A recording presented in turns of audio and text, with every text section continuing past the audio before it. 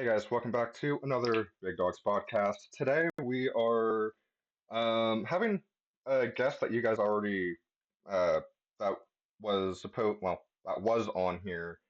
I want to say possibly like a year ago. I mean you guys should remember him, but seems like we're gonna be back, and there he is. And we are gonna be just answering, I guess, some of the questions that you guys asked a while ago on Twitter. I do have a two new Twitter accounts, so that's a little bit of a pain, but at least I have the questions saved in a document. So yeah, um, how are you? I'm good. I'm Ghostlike. Nice to meet everybody. How are you? I'm all right, still a bit tired, because I woke up early, for this because my alarm was set for apparently early. So yay. That's okay. Um, I I It thought we happens. were I thought we were recording this way earlier than thought, but I guess not. Um, so that's always nice on timing. That's Um, all good. I know last year we had you on.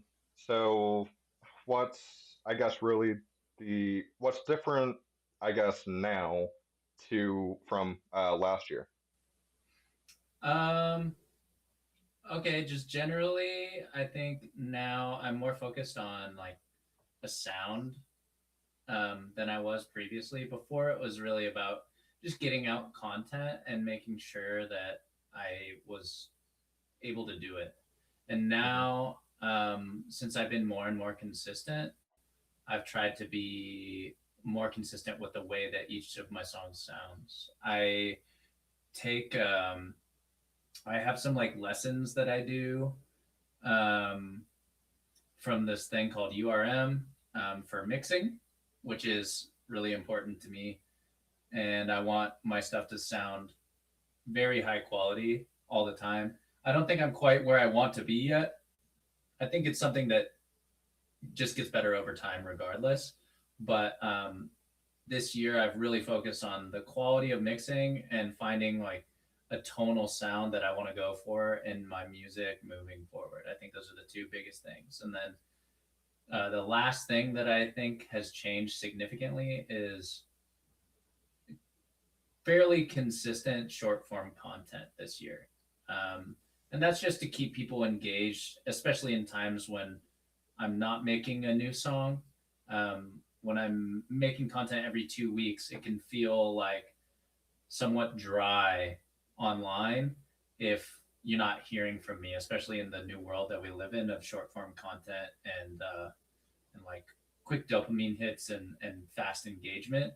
But it's not. I'm not doing it to have a viral moment per se. It's more just to keep the people that are fans of me aware that I'm like always working on different stuff. Each year I make between Ghostlike as well as Rockit, I'm producing at minimum like 50 songs a year. So Oh yeah, there's it's a lot. Plus, those are the only ones. Those that's just what we release, right? Then wow. there's all the ones that I've made, countless. I mean, it's probably 100 songs that I haven't used that are just in the vault somewhere. Oh wow. So from the goals that you had last year that you told us, were you able to hit any of those or exceed any of those that you had, if you remember those? Yeah, I wanted to come out with a song every 2 weeks. I was pretty close. Not quite there, but it's a lofty goal. It's a lot.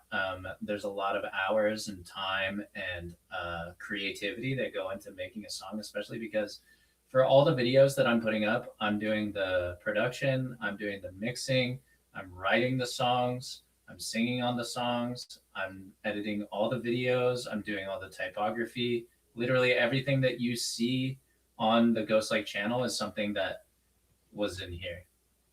Um, so that makes it difficult to hit a goal like every 2 weeks for a new song. But I would say that I feel happy about getting as close to that goal as I have. And then the other goal, we did surpass it, right? I wanted to hit 5,000 subscribers this year, and we're just over 8,000 right now, which Yeah. is fantastic. That's significantly more than I was going for. So at the end of the year, I'll have to set another set of goals,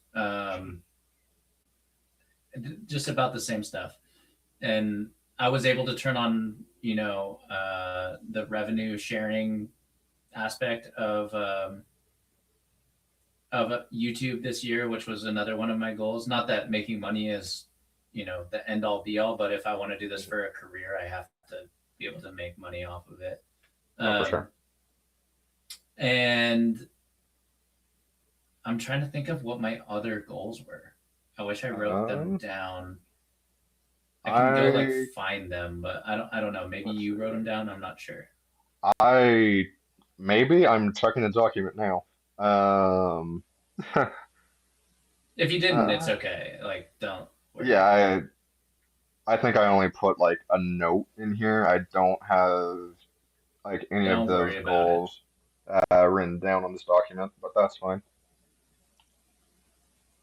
But yeah, I feel like I hit most of my goals, and I'll make another video this at the end of this year, kind of summarizing those goals. I'll do a live stream, ranking all my songs like I did before, and yeah, I mean, it's pretty crazy doing doing nerdcore music is in and of itself a pretty wild thing to do, just to tell people, hey, my job is to write songs about popular video games, meme culture, computers, stuff like that. But also just I just feel so thankful that, just things that I nerd out about are things that people care to listen to me write songs about, just in general. Yeah, and that's one, I guess, well, one out of many reasons why we have the Discord community that you have. Because everyone there, I would think and hope is a Nerdcore fan, but is also, Yeah. A fan of yours as well. And we hope to keep that going. Yeah, I try to stay as authentic as possible with all my music, and that kind of thing is really important to me. Just the personal touch of being there and caring and responding to people, and always being, even though I'm like not constantly present all the time with the fans, like every single day or something like that, I am present and I do answer questions. There's like a Q&A thing in there. You help me answer questions sometimes. And you've been pretty on top of that, actually. I just try to make sure that I stay involved all the time and make sure that, the community knows where I'm going, and also helps drive me if I feel like I'm off course. Okay, why don't we, I guess, start getting into some questions like I guess, fans or people had. Some Sure. people did want to stay anonymous, which is fine. That's But totally fine. Yeah. some people, are completely fine with me, saying their name. Which honestly, respect to them, and privacy is always a good thing. So totally, we'll probably end up going here in order, possibly. That sounds good to me. So, a question from Callan B is, who's better at pickleball, you or your wife? Oh, I would say we're about the same. You remember that question. Yeah. So I would say we're about the same. We haven't played in a while though, because my wife, she tore her MCL or her meniscus and her ACL and had to get surgery playing. So hope she's doing better. Yeah, she's doing great now. She can walk now, but it's been like 6 to 9 months, somewhere in there. Oh wow. It was really bad. But she's really good, and she can't wait to start playing again. in the next few months. Nice. So overall, just like 50-50 there, or I would say you it's think you're a little bit 50-50. better? Yeah, no, and I mean that genuinely. I mean it genuinely. Like she's really good, and I am too. I mean, I would even lean it to say that she might be a tiny bit better than I am. She's very, very good, and I think one thing is, especially in competitive sports, that a lot of people don't take into consideration is when you get to a certain level at competitive sports, it becomes more about your IQ with the game than it does with how hard you can hit the ball or how clean your strokes are or anything like that. It's really about, do you know what the other person is thinking and how can you anticipate that so you can put them out of their comfort zone. And she's really good at that. I know Callan had another question, but I think that's further down on the list. All good, all good. Just ask him in I order. It's think I did this username correctly. I mean, I think you might know who I'm referring to. But another question came from Kiwi and or Kelly. I'm not yeah, too sure. Kiwi. Kiwi. Yeah. Um, I tried to uh find her in either like your following or whatever, but and send her a message, but I can't find her at the moment. Well, she actually had a lot of questions, so we'll just take those one at a time. What do Sounds you good. look for in a collaborator? Um, I look for confidence on the mic. If it's for a singer, if you sound very confident in the way that you're delivering vocals, that's like a major plus for me. I would say the people that are the most confident on the mic, excuse me, the people that are the most confident on the mic are probably Fable, Daddy Fat Snaps, Zach B, Okay. Ben Schuler, Oh, Ben's a good one. McGuire, Cam Steady. Dean? Dean is good on the mic, but I wouldn't say he's like. I can tell he's just like an insane guitarist, and like I love Dean so much, but Dean also does a ton of different voices when he's singing. So True, true. like I love that about his music so much. But the people that I'm listing, like they always sound the same on the mic. You know what I mean? They like Yeah, know yeah. exactly who they are. I think Dean knows who he is, but to like, and I don't mean this in a negative way whatsoever. I think Dean knows exactly who he is, but he embodies a lot of different sounds when he's singing. And I think that's really confident and that's really cool. But the the people that I'm listing in this specific list are people that know exactly who they are on the microphone all the time, and they always sound like that all the time. Like I wouldn't even put myself on that list. I'm still figuring out. What? I would say I'm more like Dean, Oh, to be wow. completely honest with you. But like somebody who's really confident. Key the Weave is another example of somebody who's really confident on the mic. And Jonald as well. Um, but yeah, there's a lot of people in the nerdcore space that are very confident on the mic, and I wouldn't even say like that's something that has always been the case. I think it's something that has, and of course, Rockit is very confident on the microphone too. I was That about to sort of mention, yeah. goes without saying. But um, I think that this confidence in the microphone comes with the amount of time that you spend doing music and releasing songs. And then also it has to do with your own sort of like confidence in yourself as a singer. And for me, I'm not the most confident singer. Like I crap on myself all the time, like online, saying that my voice sucks and stuff like that. I know that people like my voice and I know that it has a place for sure within the space, but I wouldn't go out and say like I'm a better singer than McGuire, or I'm a better singer than the people that I listed, right? Or rapper than the people that I listed in this list. Um, and that's because they just deliver way more confidence than me. And I hope one day that I can get there. I mean, I But think that's you like the will, number one definitely. thing. Yeah, that's the number one thing that I look for in a collaborator. That, and then um, also, are they trying to make a name for themselves in this space consistently? That's like the other thing, right? Mhm.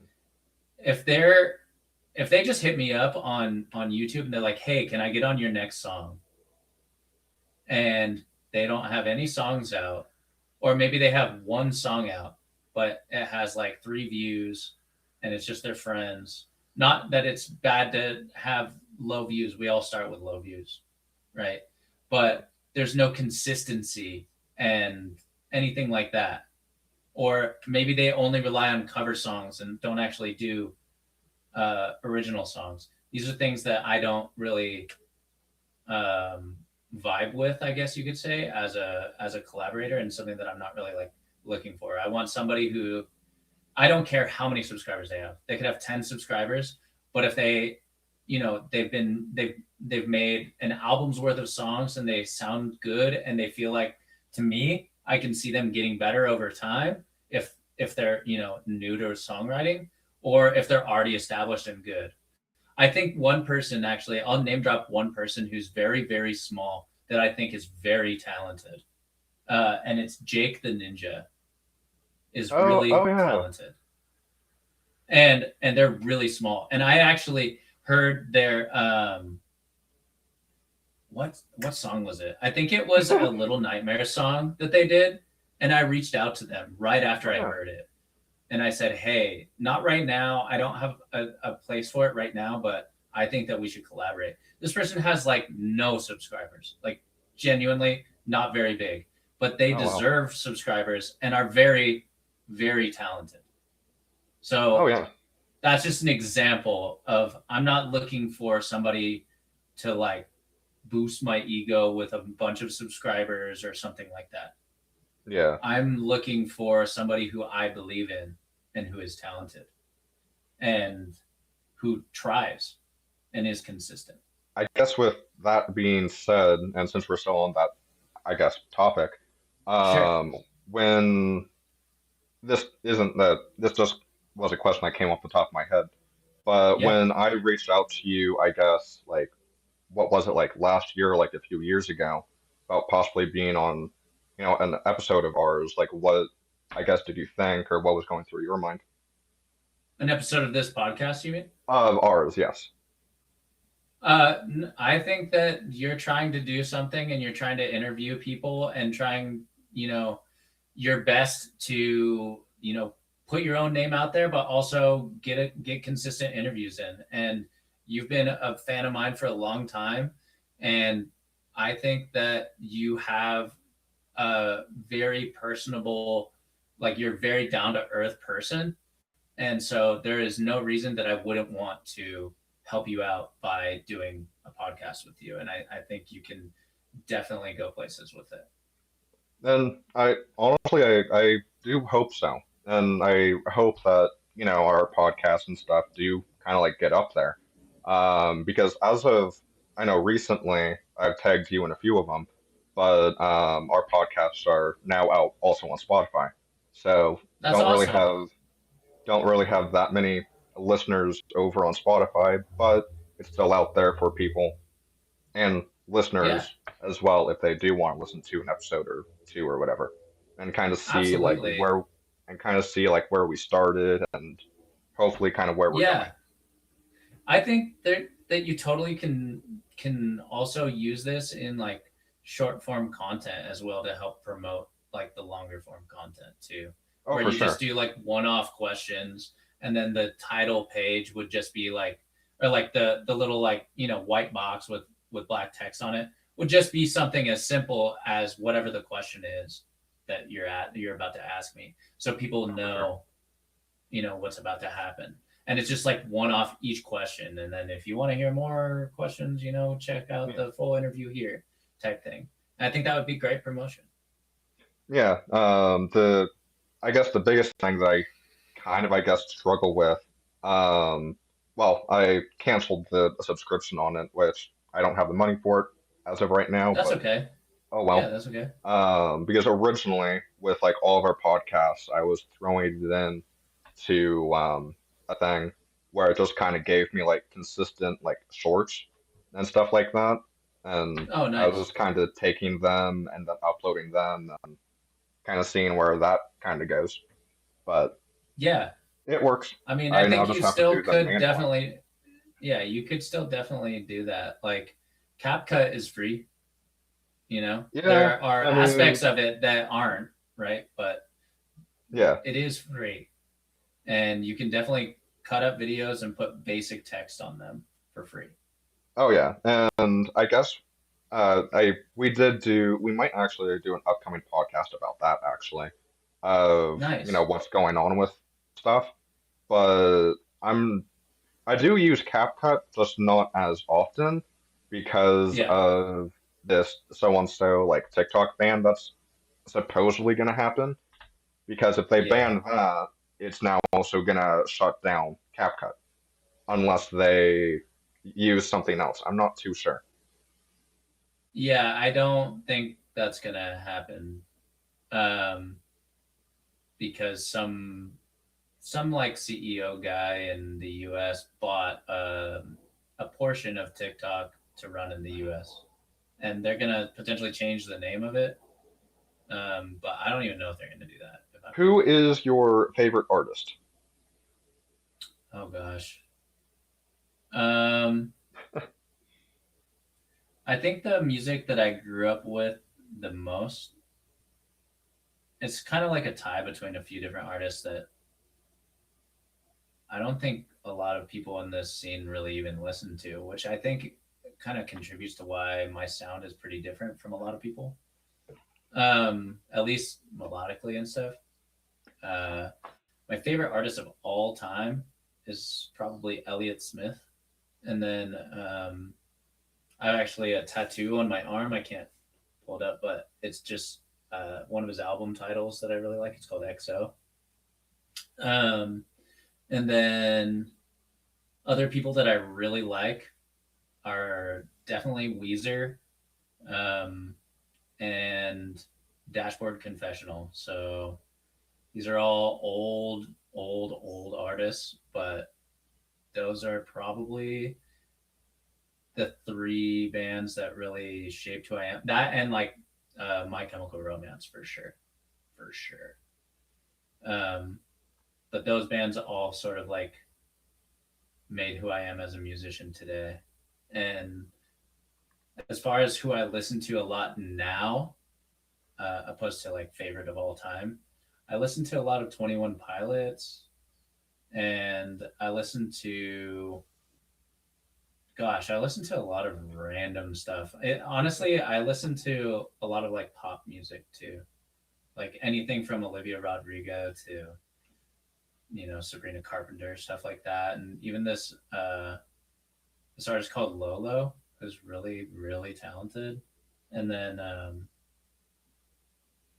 also like metal music, like Dayseeker is really good, and I don't know, just a plethora of stuff. To be completely honest with you, of what I listen to, but I try to take bits and pieces from everything that I listen to, from super acoustic, soft, sad music like Dashboard Confessional or Elliott Smith to metal stuff, um, and I try to fuse those together to have really good melodies with like rock, sort of almost like 21 Pilots influence stuff. Um, but yeah, I don't know. It's a lot of stuff, but those are some of the bands that I really like. Do you have a favorite artist from the nerdcore space? Probably Fable. Probably Fable. Honestly, I wasn't expecting that, but also a nice pick. Yeah, Um, he's great. He's great. I think so. Like one of the reasons why I really like Fable a lot is because all his music feels really like authentic to me, and that's something I really like about his sound is just really authentic. He's not like trying to fit a mold or something like that. I just really like his sound a lot, and I think that he jumped into the scene with a specific sound that he ended up finding after years of making music. Um, and he stuck with it. And now it feels really authentic to me. And he's very talented and he's a good friend. And I really like his music a lot. Other than that, I would probably say, uh, gosh, I don't know. He's, I think he's the best of all of them. I mean, That Fable is a good pick. in my opinion, I mean, I'm definitely not going to blame you for that one though. yeah. LSE also is up there for me. Oh, for Longest sure. solo ever.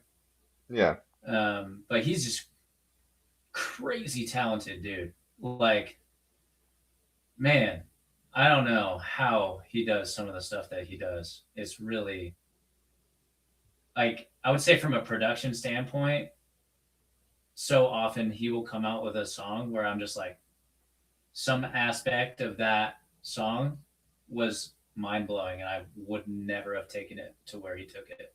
And he does that so often. So probably LSE, but just for a different reason, if that makes any sense. yeah. Who or what was your biggest influence? Who or what? Yes. Um,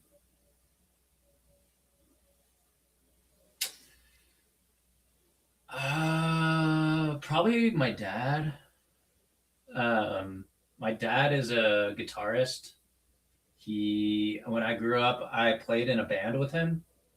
Oh, Um, it was like a cover band. I played guitar. He played guitar. We had a singer, and he still plays in a band today. Just like a cover band, they play shows at bars and stuff like that, and events like corporate events and stuff.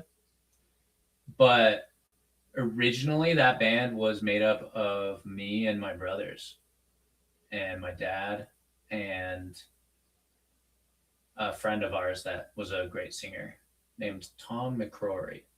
And so my dad played lead guitar. I played rhythm guitar. My brother Stuart played bass.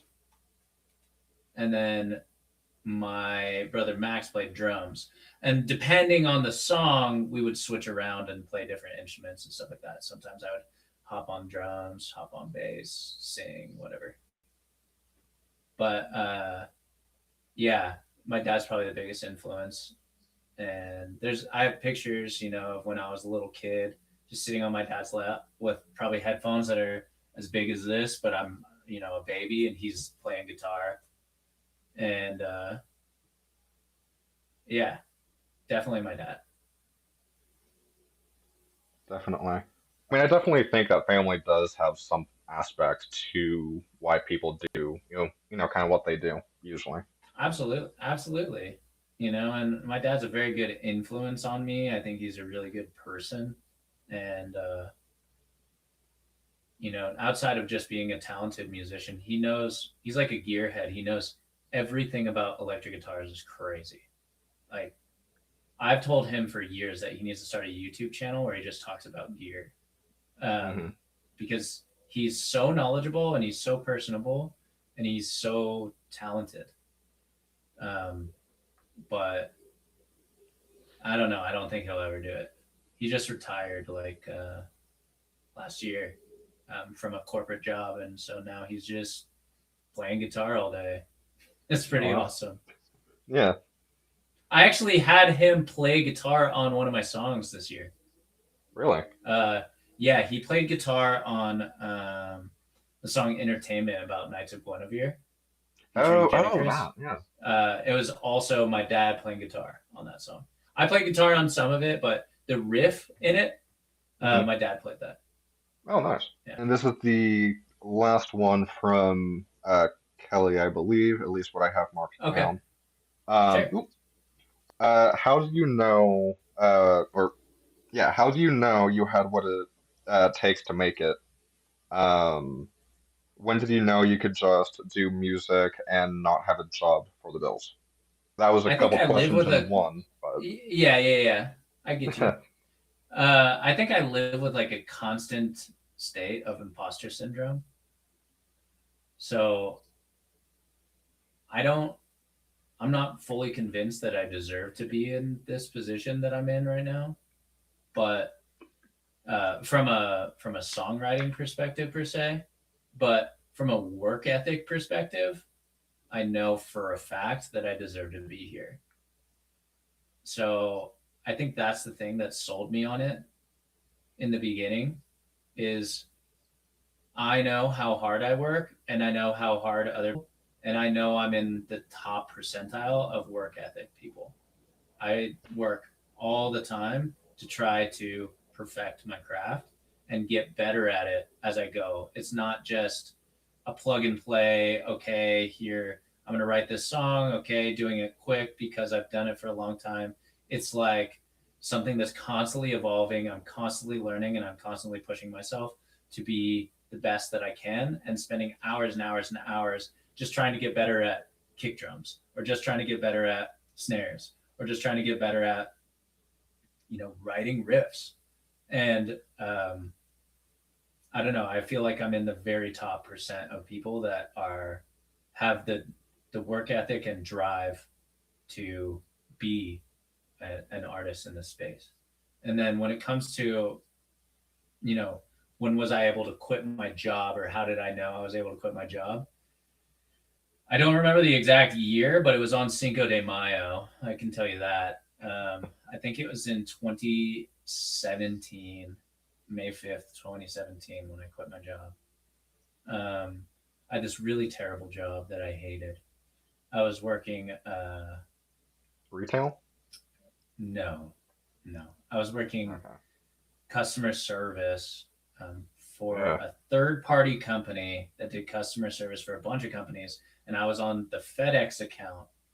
And I worked with all these people that were they had zero work ethic. It was crazy. It was like everybody there was terrible at their job and they just wanted to get off the phone as fast as possible or they wanted to stay on the phone so they didn't have to take more calls. So they would just drag these calls out all day and like Wow. waste people's time. It was crazy. It was like Yeah. it was the worst. And I wasn't like that. And I worked there for like my first 2 months, and they realized that I was not like that, and they put me on like the biggest accounts. So I was doing like Nike, DC shoes, shipping stuff.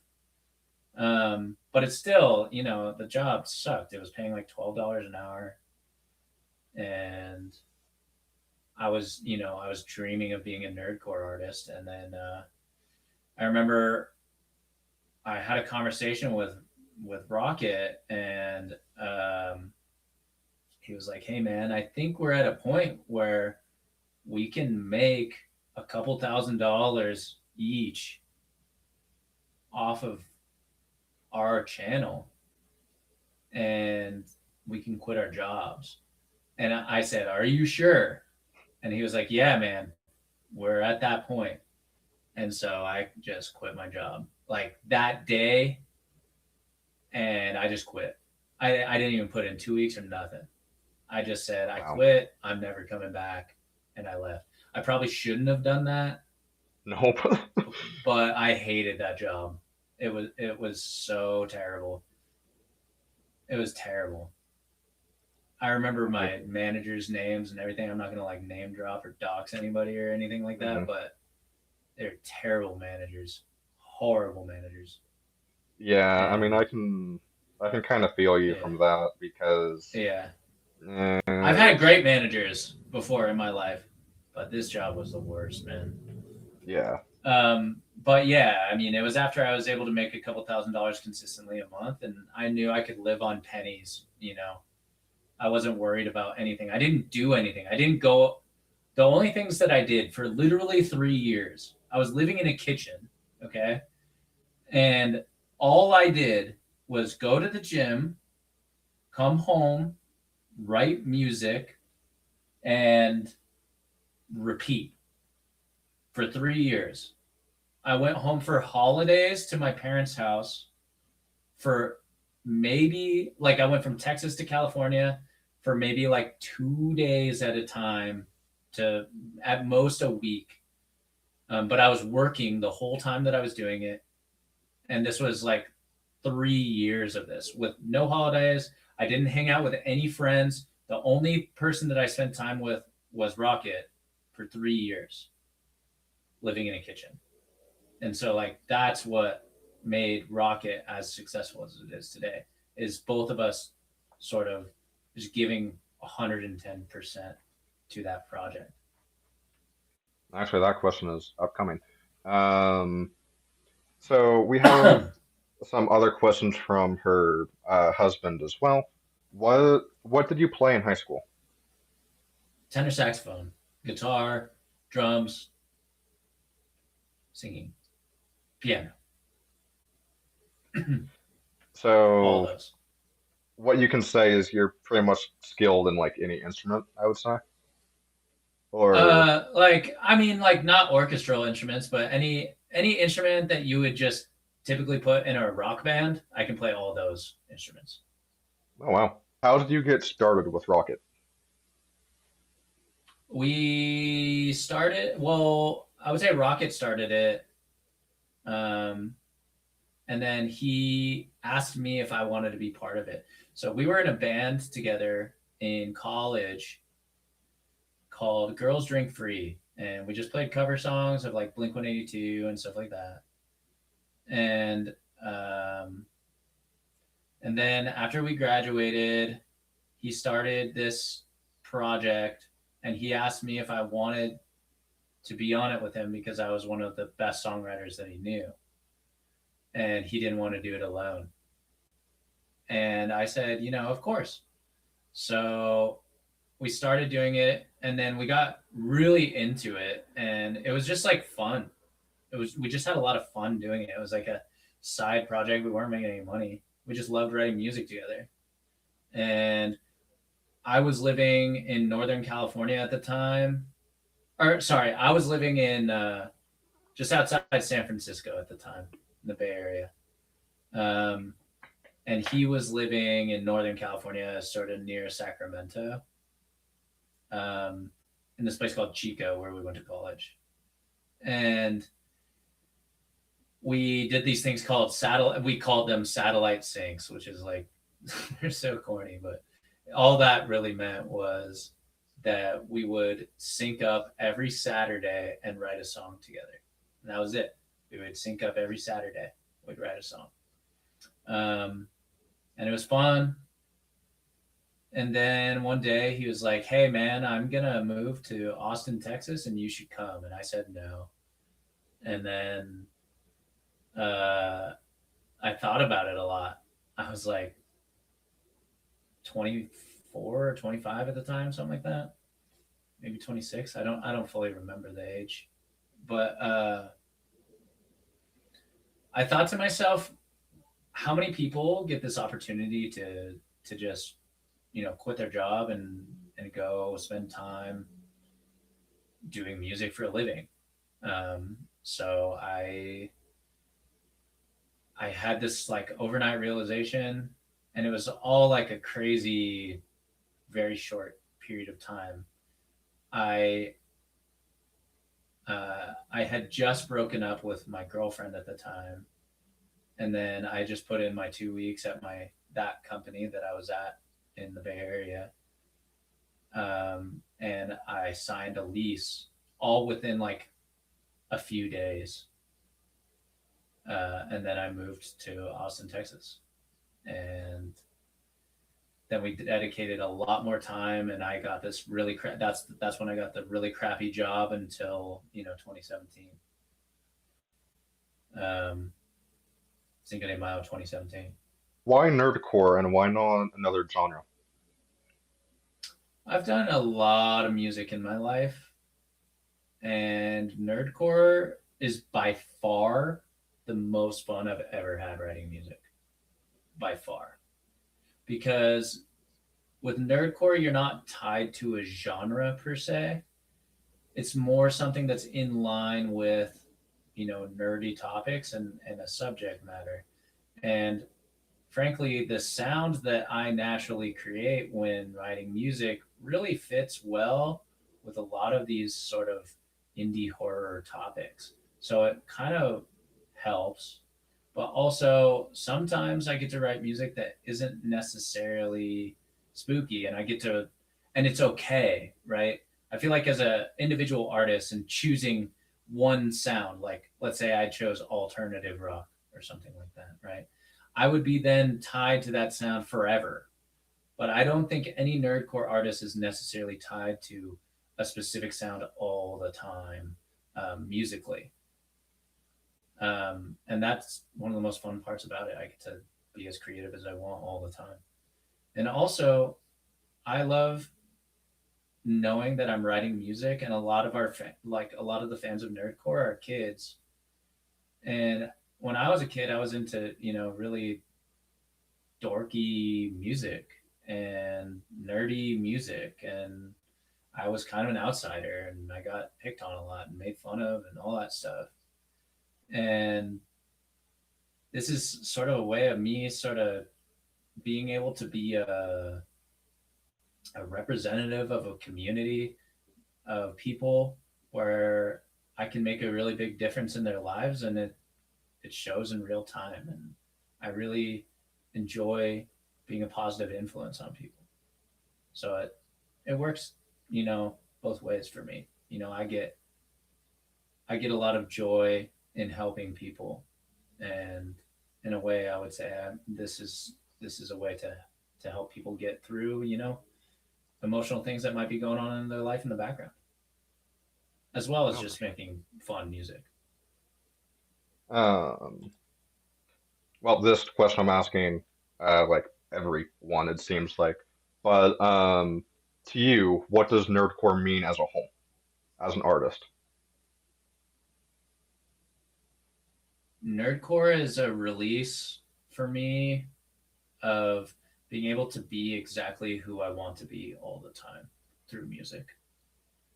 And it's really like a uplifting feeling to be part of nerdcore in general, because I just get to be authentically me, and it's something that people appreciate instead of having to force myself into a box that I don't want to be part of. Benji, a 9-year-old fan since Alphabet Lore and Rainbow Friends. What was your favorite music when you were 9 years old?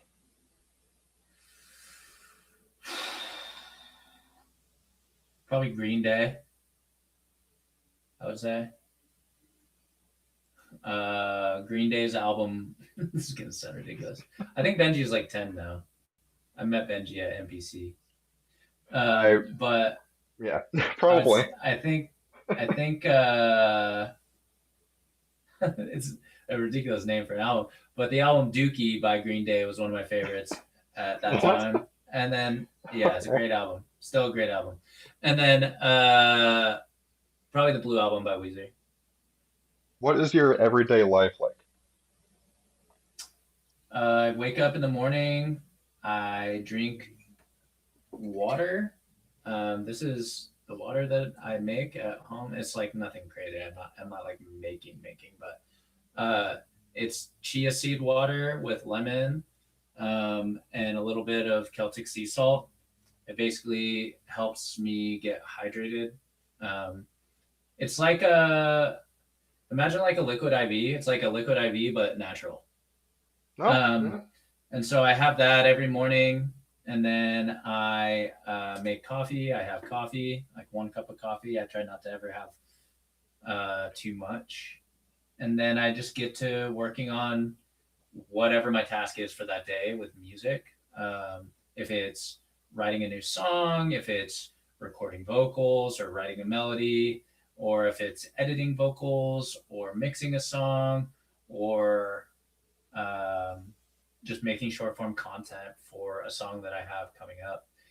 It's one of those tasks that I end up doing first of the day. Whichever one is the most pressing is the one that I do.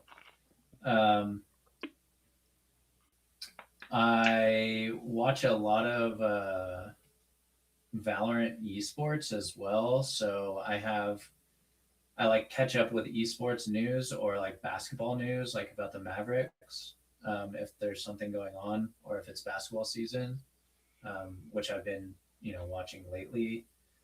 And then Valorant, I say. yeah, and then I try to spend a little bit of time with my wife if she's home that day in the afternoon, and then we'll eat lunch or just hang out. I'll just chat with her for a little bit, and then I'm typically working most days until somewhere between 5 and 8 p.m. Depending, and I'm up at between like 7 and 8 a.m. and I start working by 9. So it's a 8 to 12 hour day most days, depending.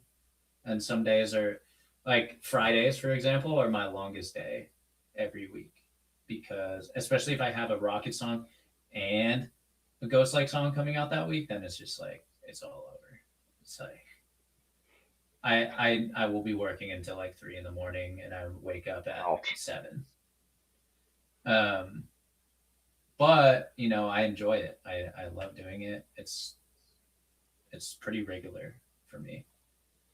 But yeah, if I'm not working on stuff, I normally try to get outside, maybe go on a run or on a walk or spend time with my family, who I am now living near here. Whether that be just picking up my nieces from something or going over to, my sister-in-law's house to hang out with their family. Yeah, I mean, I'm just a normal person. Like, I'm just I can't explain that anymore. Like, and I don't mean that in any weird way. Like, I'm just like like the most normal person, but I just love making music. That's the only difference. Is my job every day is to write music. If you want to organize a concert in one of the European countries, what country would it be? Oh gosh. um I feel like I would really want to play in Spain, like Madrid, um, or maybe along the coast somewhere. But I feel like we would do best in London because we actually have a lot of fans in London. Like not only as Rockit, but as Ghostlike, I have a lot of fans in London too. Oh, nice. Surprisingly, we have a lot of fans in Australia.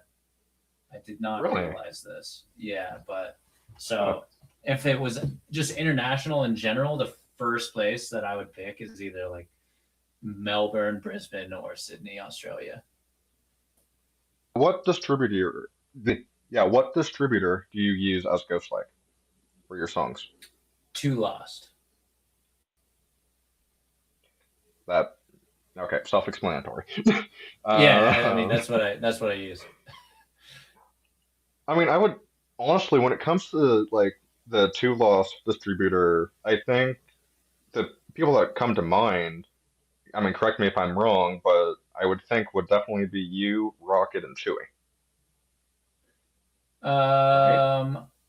I don't know if Chewy uses them or not, but we do at Rockit, and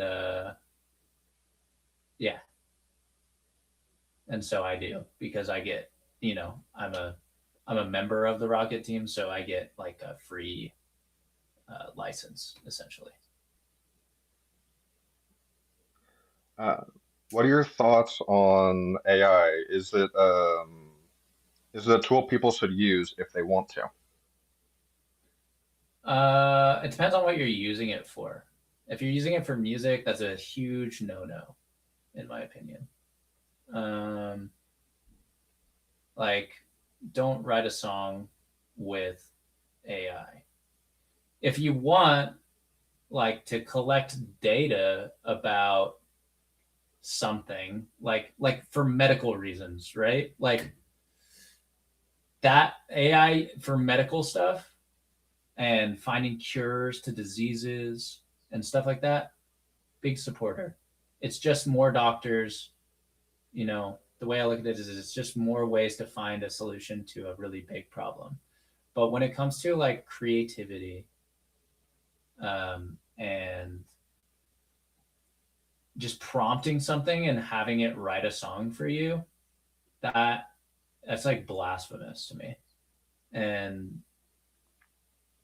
like I've dedicated so much energy and time to writing a song, and like if all you have to do is write, a prompt of write me a song about this, and then it plays the whole song for you, and you can put it up online and you own that, and it's all derived from music that has already been created that is distributed online. Like that seems crazy to me. And then that basically would make being a regular musician useless, because all the time and effort that I put into learning music, it's now like something that people are exploiting just by like clicking a button, and that's not cool. Hmm.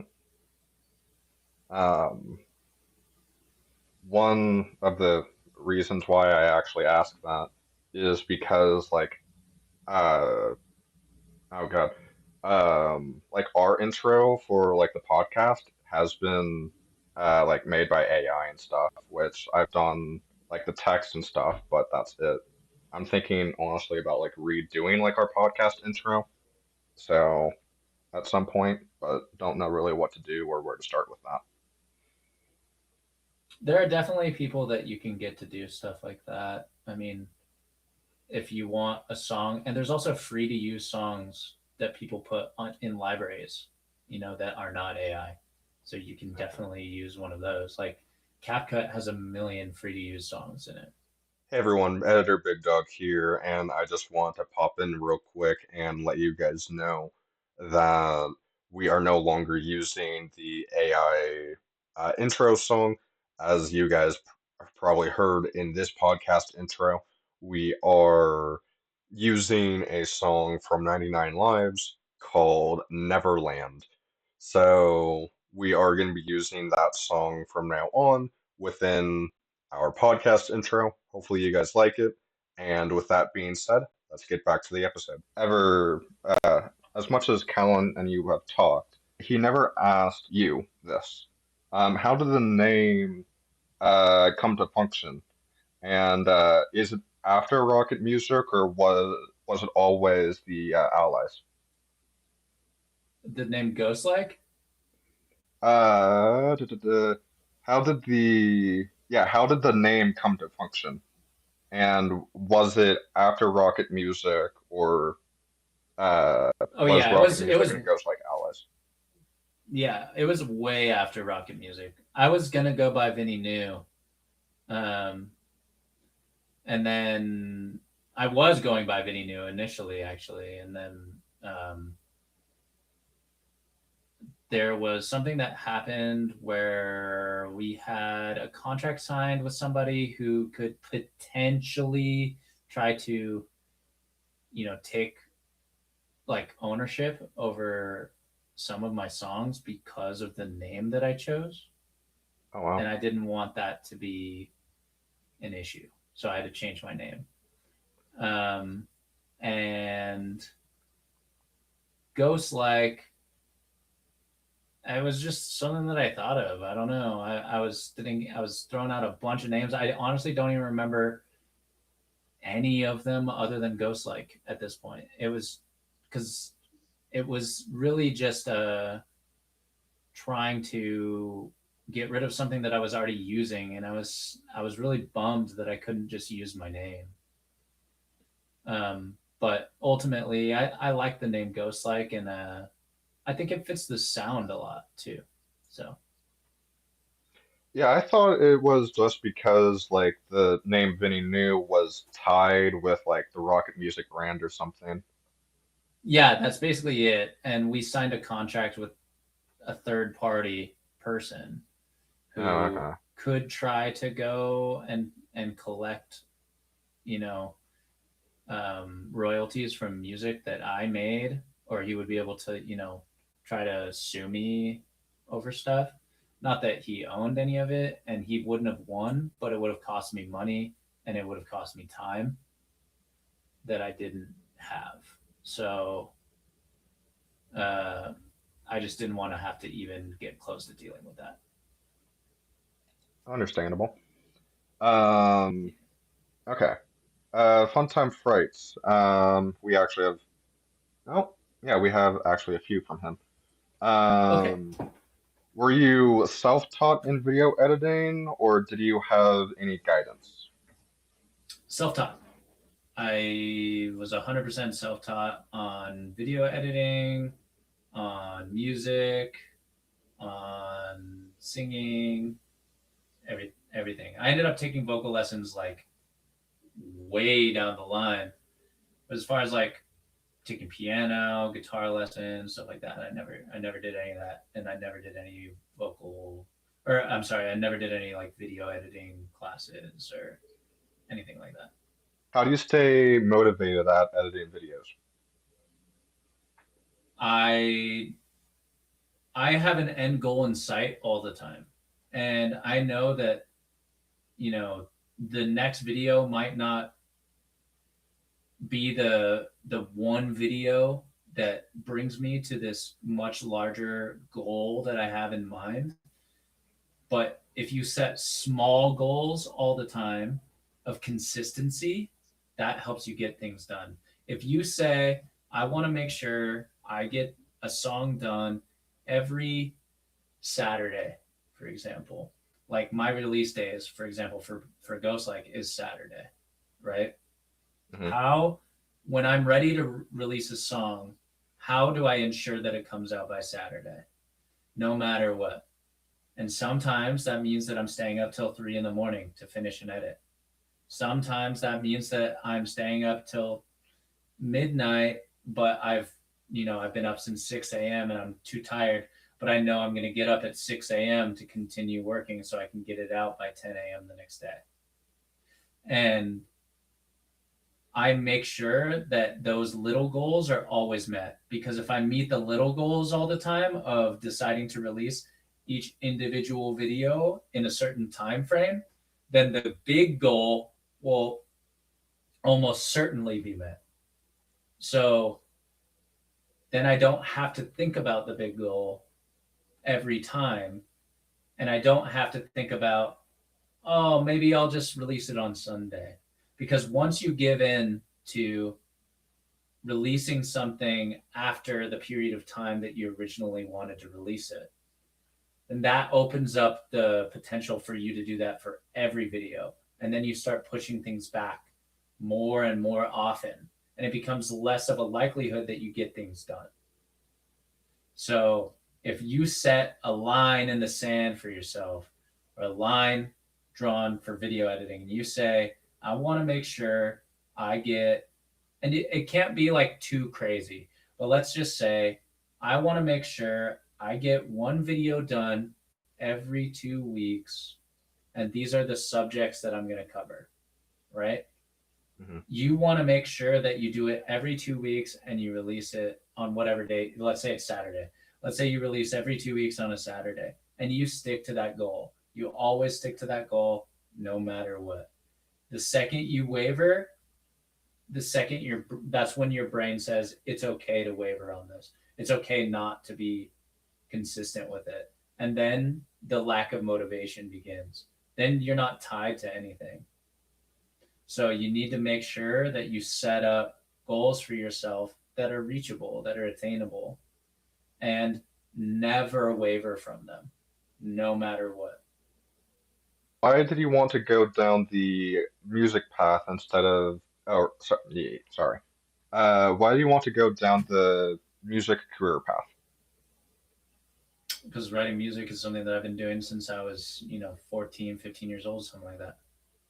And it's something that I've always enjoyed for my entire life. And even in college, I wrote music regularly. And I studied music business and creative writing so I could be a songwriter. It was just my dream forever. You ever experience imposter syndrome? Constantly. I said this earlier, actually. But I'm not yeah, trying to repeat questions. Sorry. Oh, no. You're good. You're good. I always have imposter syndrome with music. But like I said before, when it comes to work ethic, I do not have imposter syndrome. I think I'm in like the top percent of people in like the realm of work ethic. So I don't think you need to be the most talented person in the room to be successful at something. I think that you need to have the most amount of drive and the most amount of consistency in order to become successful at something that you might be 6 out of 10 at. And in time, the more you're consistent, the better you're going to get at that thing.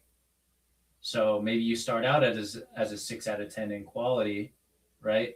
But if you have a 10 out of 10 in drive and you have a 10 out of 10 in consistency, then eventually, with doing things over and over and over and over again, trying to perfect your craft, you're going to go from having a 6 out of 10 quality to having an 8 or 9 out of 10 quality. It's just going to take you time to get there. But yeah, I have imposter syndrome for sure, all the time. So, as Ghostlike, what is your favorite song and least favorite song that you made? Oof.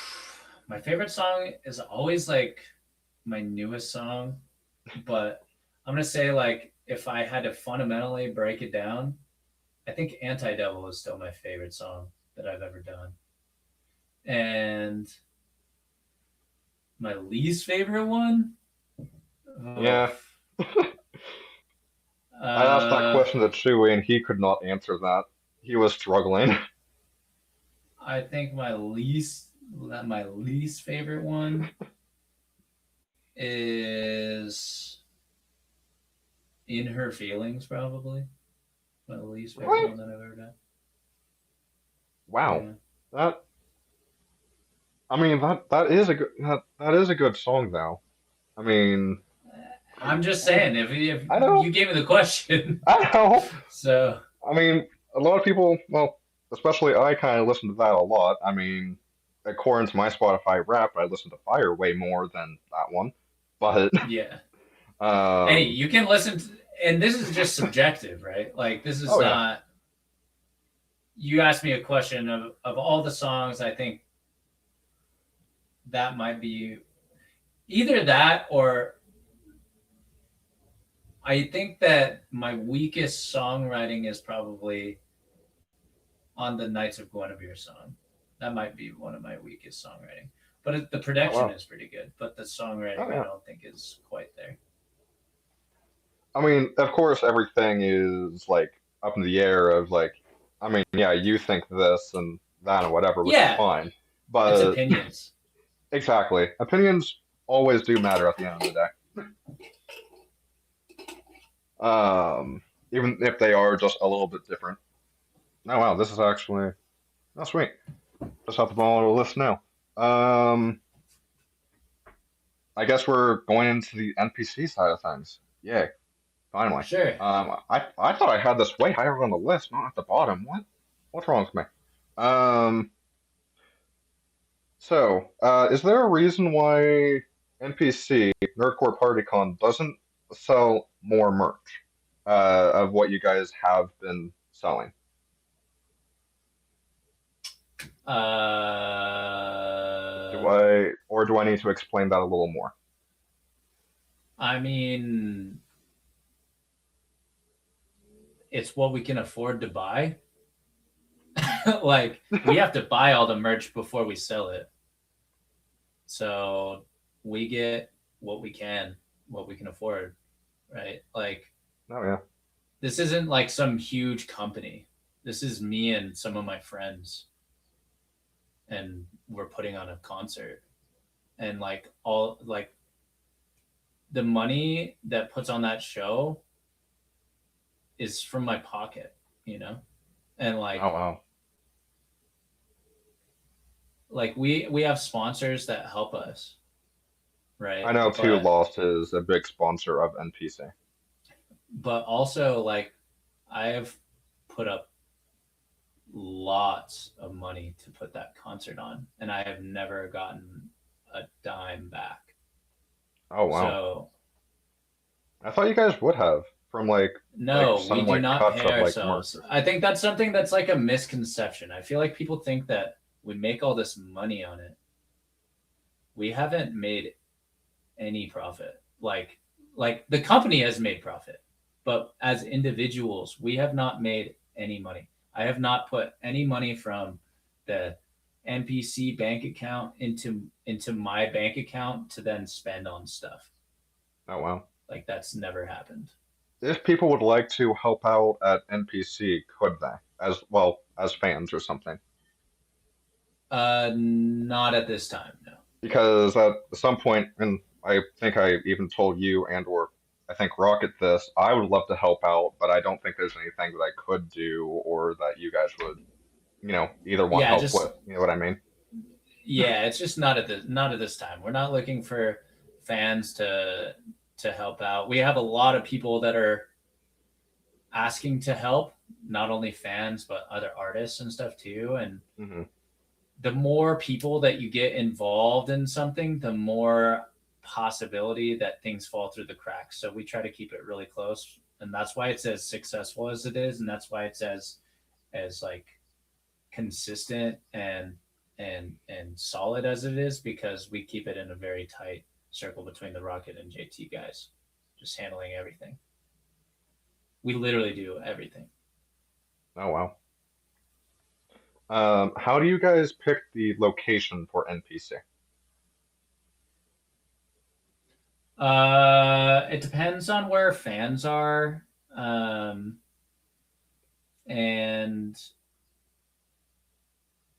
it depends on what we have access to as owners. Like, so we did Dallas because I was moving to Dallas. I live in Dallas now, um, and I could have boots on the ground locally if we ever, had a fire to put out right before the event started, or I needed to be, present at the venue to solve problems.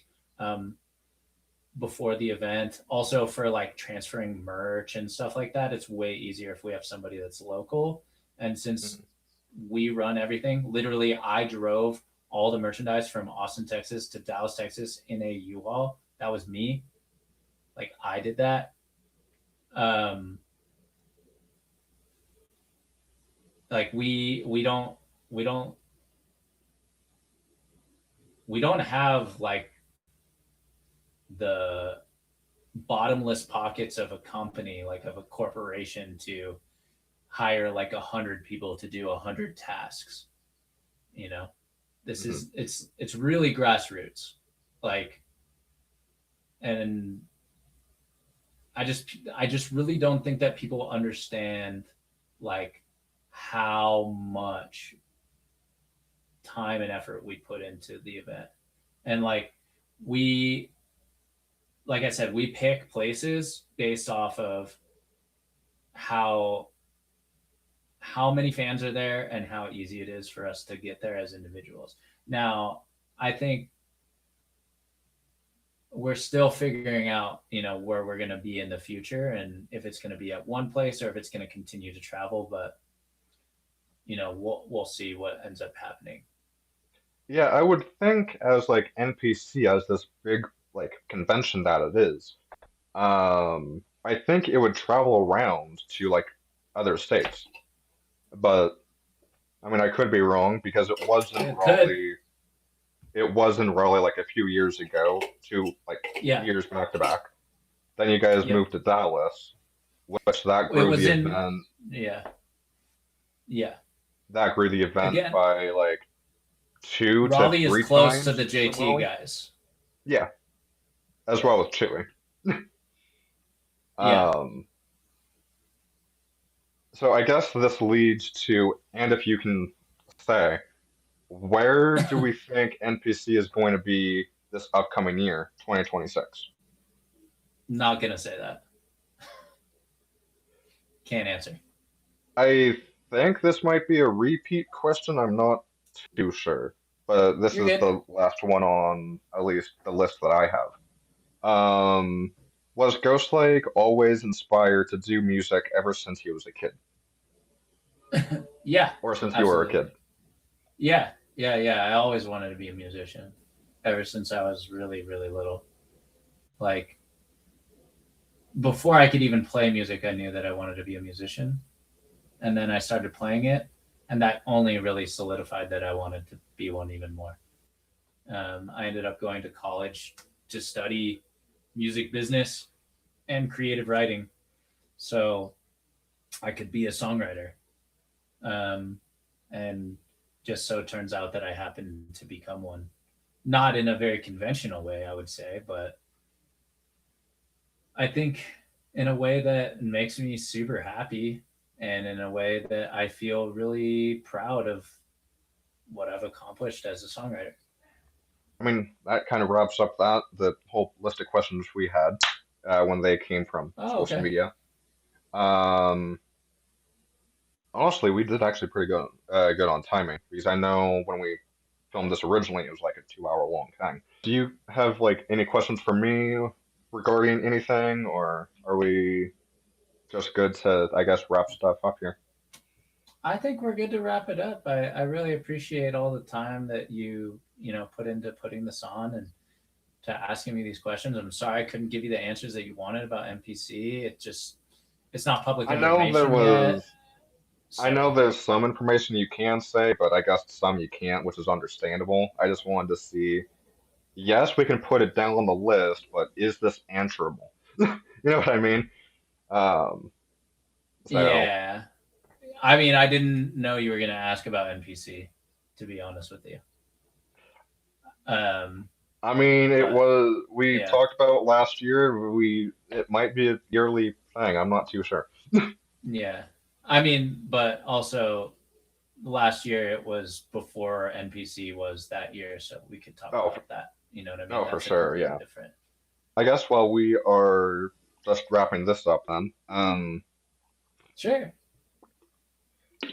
um, I guess is there anybody that you would think would want to come on here and either do this or kind of cover one of our like topics that you would like to see on a podcast, of course? Um, maybe Logan Pettipots or Pettipa. Have you He was gotten along actually with him yet? No, I have not, but he's on my list of artists that I want to actually reach out to. Yeah, you should. Either Um, Logan or maybe Cryfuse might be a good one too. Graphews?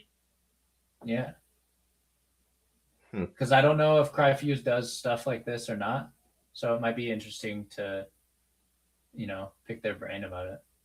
Oh yeah, because I know a few artists that I have on my list is, but yeah, those are the people that I actually can probably confirm with you guys and of course you. Um, Yeah, but hopefully we can yeah. make that I happen. mean, yeah. Comes on Try to here reach soon. out to Logan. Oh, for I sure. think Logan would. I I think Logan would definitely do it. Yeah, I mean, if you have anyone else in mind, go ahead and shoot me a message and I can try and reach out to them. Sure. I Yeah, guess it's just definitely.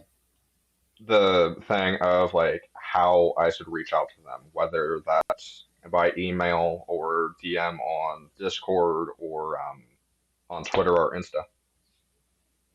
So I would say Twitter or Insta is the best way to get into contact with people in what? this scene. Okay. Definitely not email. Like nobody checks their emails. But probably Twitter or Insta because a lot of them Yeah. are like chronically online and like looking at different things. So eventually they might get to it.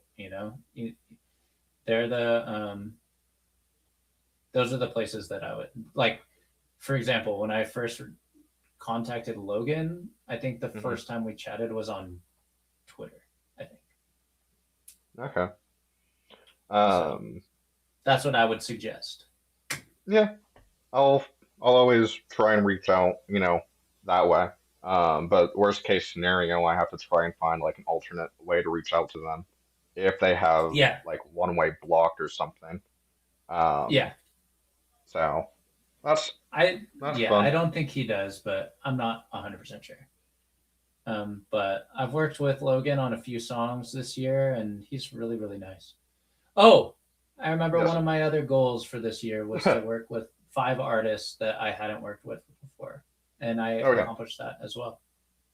So that was sweet. pretty cool. I guess the last question, since we are wrapping up, is like I know that you said that you would do it kind of close to the end of the year, but Yeah, what I guess what would your goals be for 2026?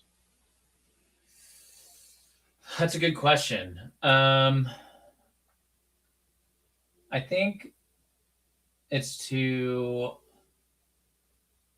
stay consistent with short form content throughout the year, as well as I think subscriber and listener goals is something to actually really care about. So I'd hopefully want to get to, let's say, gosh, 17,500 subscribers. I think is attainable. Hmm. Um, like not quite 20, I don't know, but I feel like I'm definitely gonna hit 15. So maybe 16. Let's just say 16,000 subscribers, and I really would like to hit at some point. Not that I keep it consistently, but at some point 50,000 monthly listeners on Spotify. That would be a really really cool number to hit. That would be nice. Um, Yeah. and then I would definitely want to get you know at least 150 people into the Discord too. I mean, it's still, I think there's like a 90 in there right now, I think. So, I will have to double check, but I think somewhere close to there. yeah. It is definitely a growing community still. Um, Yeah. and that's what I kind of do like about that space is it's always going to be like a growing community. Um, Yeah, and totally. hopefully we can grow that to be something, big at some point. Um, Yeah. but who knows what the future has for it, but we will see. Um, Yeah. I do know that Yeah, we do have to update the security at some point for that server, but that's I'll okay. definitely talk to you about that Yeah. later. Um, Yeah, that's that's a different topic altogether. that's it. But Exactly. But yeah, I mean, that's gonna wrap it up for, I guess, this podcast episode.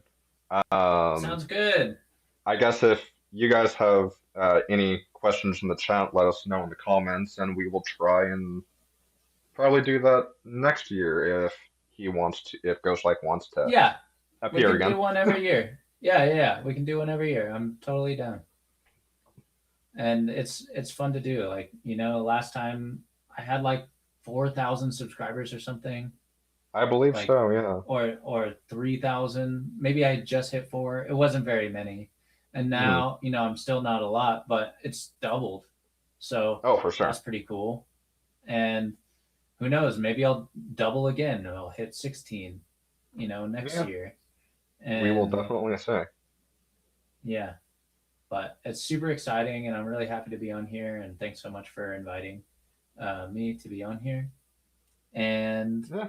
I hope everybody has a really great holiday.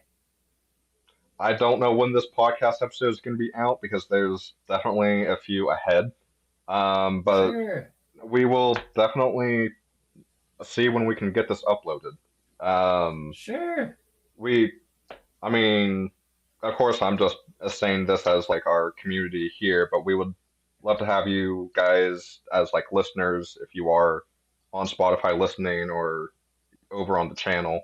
We would love you guys to, join our community and just kind of come hang out and just kind of be this like one big community. But we all appreciate you guys and we appreciate everybody's support here. So we couldn't really do this without you guys. Thanks, everybody. Have a great day. And with that being said, I will see you guys in the next podcast episode.